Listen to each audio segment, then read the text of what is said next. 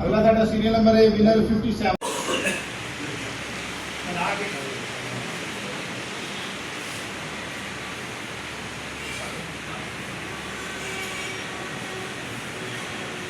सारे Motors car पानी को शामिल गवर्नमेंट लैके आई अधिकारा को सबसिडाइज करके गवर्नमेंट देना चाह रही है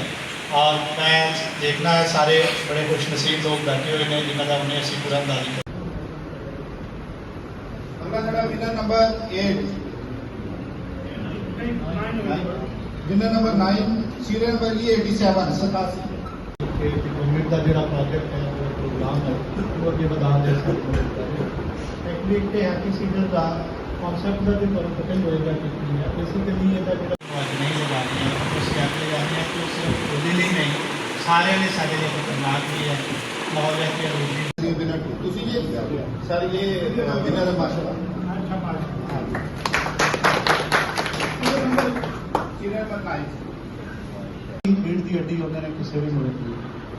मैं समझना तुम जोड़े लोग बैठे हो बेसिक प्रोटेक्शन लैवल पर बैठे हो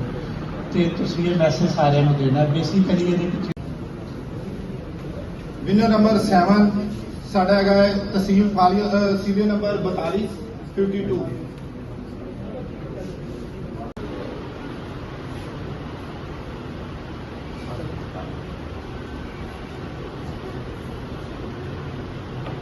हालत महबूब टेक्निक के हैप्पी सीडर का कॉन्सैप्ट का जो तुम्हें पता ही होएगा कि है बेसिकली ये जो पिछले गवर्नमेंट का विभाग से कि जो साढ़े मंडी के लोगों को रोकया जा सके ठीक है। तुम खुद भी